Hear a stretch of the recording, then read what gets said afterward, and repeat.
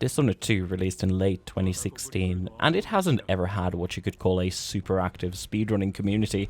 That's totally okay. I made my peace with my game of choice never being the Super Mario of PC speedrunning. I actually prefer it that way.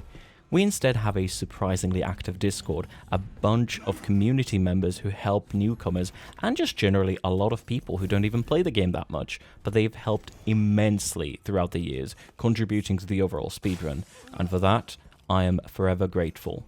Now, you might be asking, what does any of this have to do with the title of this video? And I'm going to answer that, I promise. I've been speedrunning this game ever since the release date, and while we've had a handful of people who've been competitive in any percent and some other categories, unfortunately very few people have shown continued interest in the game throughout all these years, and even fewer have gone through all of these iterations of the route. I find myself in a bit of a unique position, and I thought it might be interesting to highlight and showcase the changes in strategies and routing that's happened throughout the years. There's quite a few of them. Now, this project will obviously be a huge nostalgia trip for anyone who's been interested in the game for some time. That's certainly one of the reasons I'm creating this. I just kind of want to experience and share some of these changes again. With this prelude out of the way, I'd love to introduce you to the Dishonored 2 speedrunning retrospective, where we'll break down all the individual changes from the very first world record to the very last. So if you're new to Dishonored 2 speedrunning, hello, nice to have you.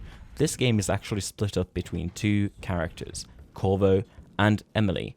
They both have their unique abilities, which in turn have changed which character has been the faster one on the leaderboards multiple times now.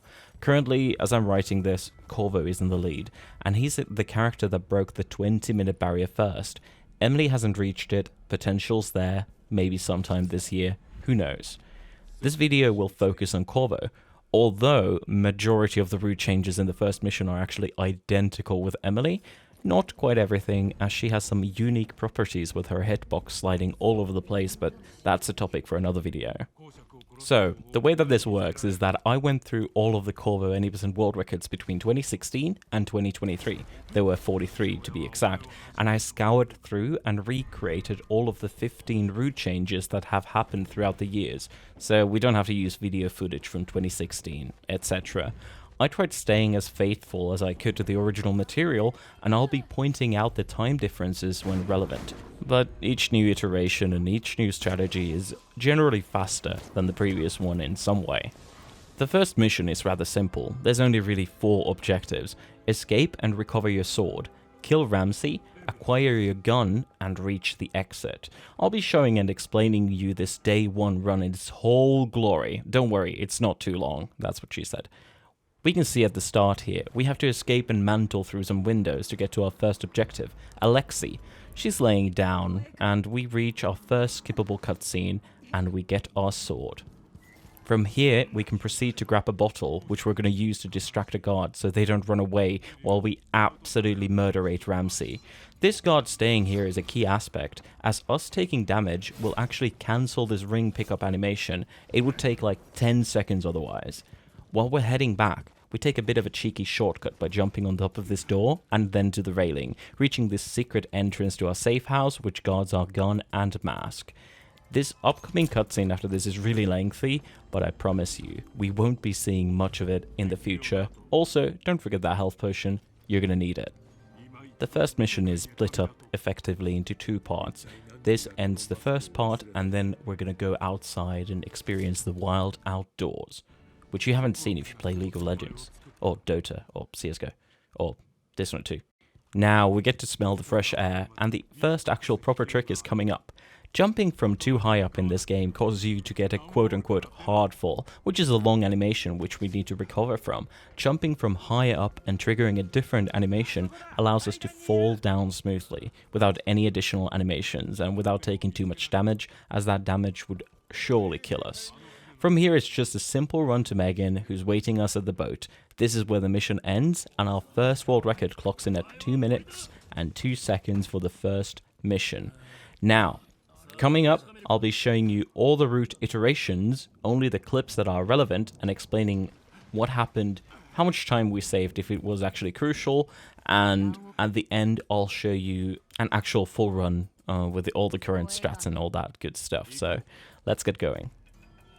Next day already, although we only gained a second of time, we gained a lot of strats. Look at that fast vault. Compared to the slow vaults, amazing, super fast. Also a pain in the dick for any future runner because they want to get that vault just right.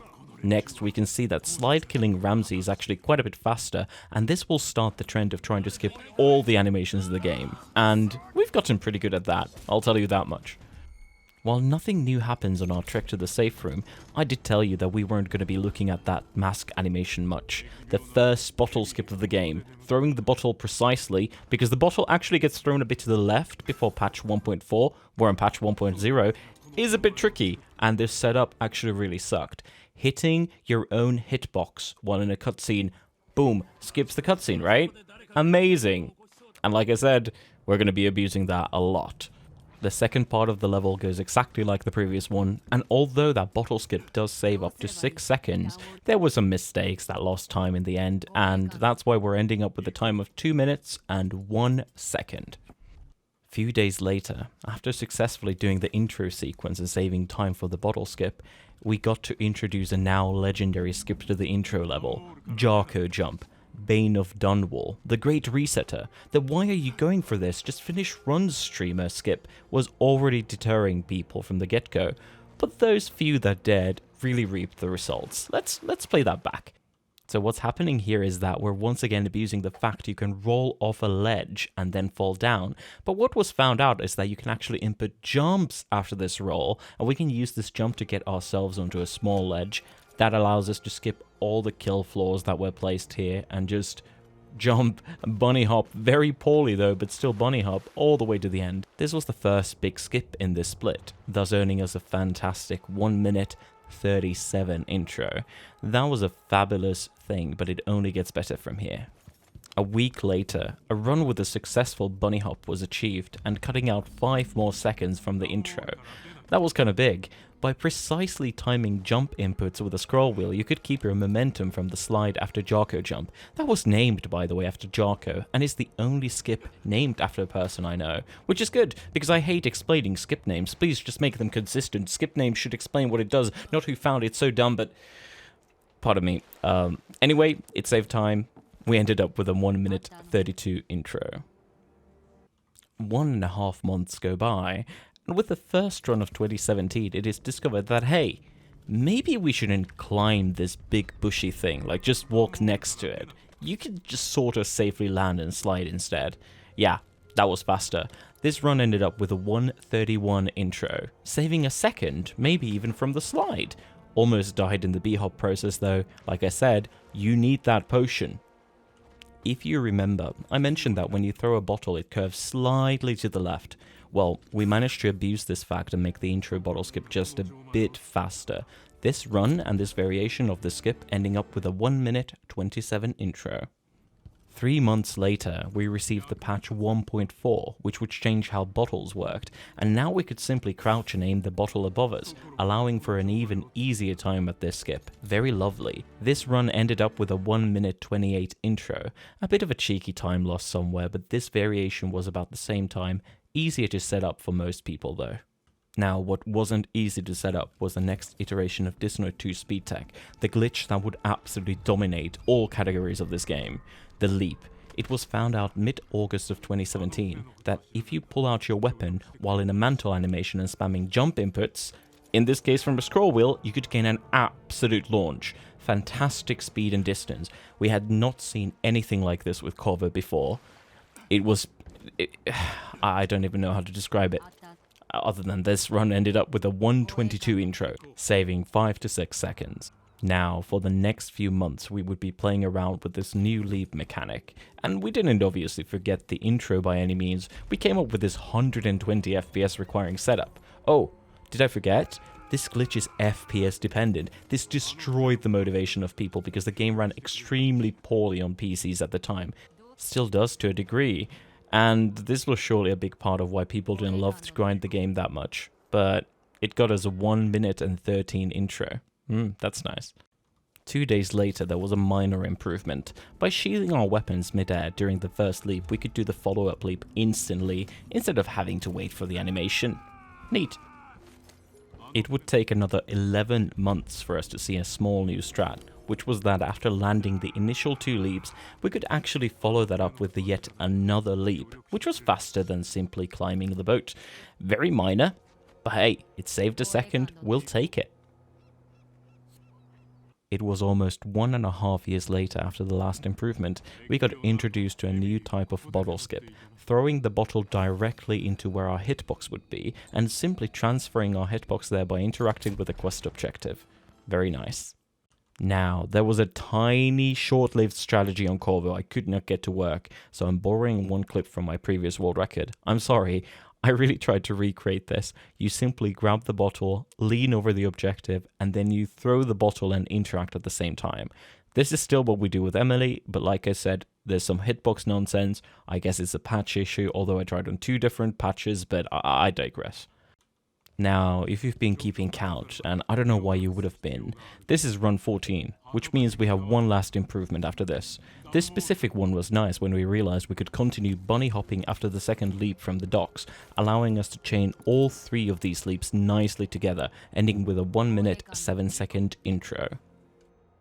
With absolute pleasure, I want to introduce this last strat. This run that I got on my 31st birthday, 21st of November, is an absolute banger, and it's what we use to this day. Why complicate it? Just throw the bottle from the start. Don't go into the corner or any other nonsense.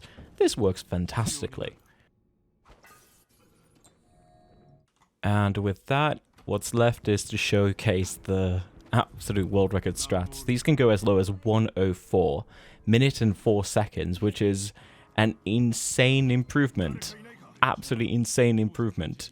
It's almost a minute shaved off from an initial 2-minute intro going into a minute and 4 seconds.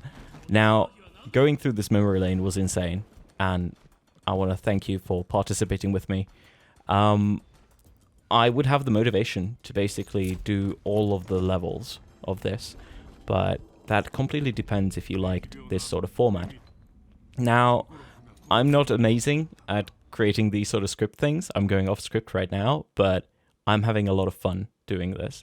So whether it's going to be, whether you guys like it or not, I might do more of these, but hopefully it was enjoyable. This was really, really fun for me. So with that, looking at these makes me so nostalgic. Holy shit. But hey, with that, have the best day. Hopefully you enjoyed your time. I had a bunch of fun. See you later.